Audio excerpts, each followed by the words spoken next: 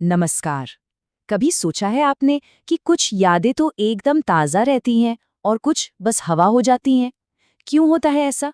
आज हम सब मिलकर स्मृति और चेतना की इसी रहस्यमयी दुनिया की गहराइयों में उतरेंगे और उन सवालों के जवाब खोजेंगे जिन्होंने सदियों से इंसानी दिमाग को उलझा रखा है। तो चलिए अपने इस खोज की शुरुआत एक बहुत ही दिलचस्प और शायद चौंकाने वाले सवाल से करते हैं। जरा सोचिए, क्या हो अगर हमारी यादें सिर्फ हमारे दिमाग की नसों में ही कैद ना हो? क्या हो अगर उनका अस्तित्व हमारे इस शरीर से भी परे हो? आइए इस कमाल की संभावना को टटोलते हैं। सबसे पहले बिल्कुल बेसिक बात समझते हैं। आखिर ये स्मृति यानी मेमोरी है क्या?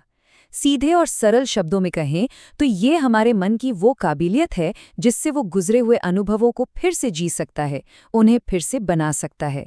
ये एक तरह से हमारे जहन का अपना निजी सिनेमा घर है जो हमारी जिंदगी की कहानी को बार बार दोहराता है। देखिए, हमारी जो रोजमर्रा की याददाश्त है ना, उसकी एक लिमिट होती है। एक मिसाल लेते हैं। मान लीजिए आपने एक सफेद गाय देखी, ठीक है? 5 मिनट बाद वो छवि एकदम साफ और ताज़ा है। कुछ दिन गुजरते हैं और वो छाप थोड़ी धुंधली होने लगती है और फिर काफ़ी समय बाद वो छवि दिमाग से जैसे गायब ही हो जाती है। तो सवाल ये उठता है कि आखिर ये यादें जाती कहाँ हैं? इसका मतलब ये हुआ कि हमारा दिमाग, हमारा ब्रेन, यादों को वापस लाने का महज एक जरिया है, एक सांसारिक मशीन। ये एक तरह का टेम्पररी हार्डवेयर है।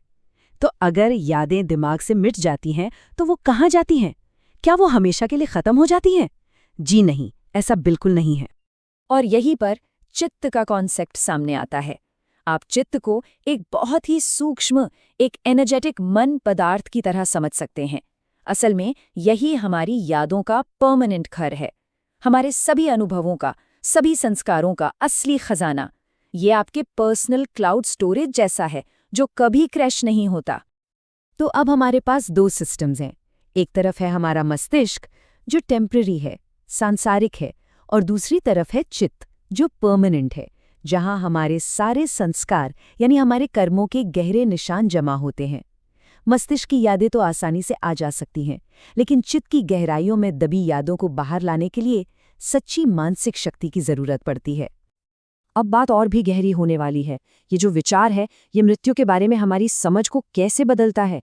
हमारे सोर्स के मुताबिक मृत्यु अंत नहीं है, ये तो कारण मन में एक लंबी नींद है। तो फिर इस लंबी नींद के दौरान हमारी यादों का, हमारे संस्कारों का क्या होता है?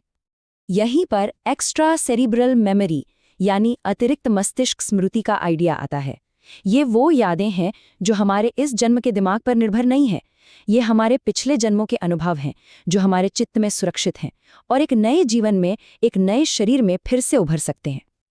आपने कभी बहुत छोटे बच्चों को नींद में बेवजह हंसते या रोते देखा है? जानते हैं ऐसा क्यों होता है? क्योंकि उनका नया नवेला दिमाग अभी एक कोरी स्लेट की तरह है।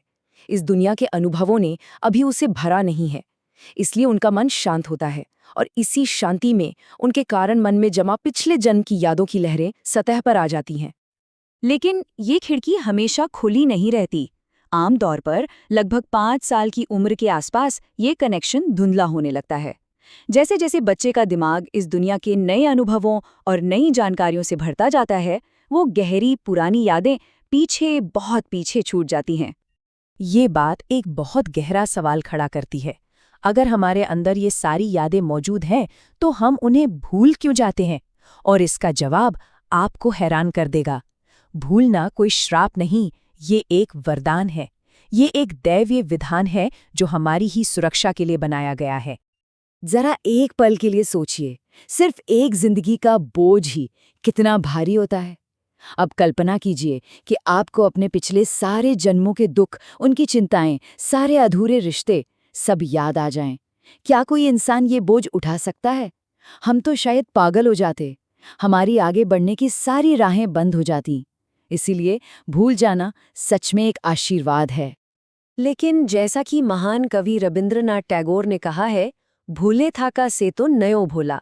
यानी भूल जाने का मतलब ये नहीं कि सब कुछ पूरी तरह से मिट गया है। वो यादें कहीं गई नहीं हैं, वो तो बस हमारे चित्त की गहराइयों में छिपी हुई हैं, सुरक्षित रखी हुई हैं। तो क्या इन छिपी हुई यादों तक पहुंचने का कोई रास्ता है? जी हाँ, बिल्कुल है। और इसी सचेत प्रयास को, इसी कोशिश को साधना या आध्यात्मिक अभ्यास कहते हैं। ये अपने ही मन की गहराइयों में गोता लगाने की एक अनुशासित यात्रा है।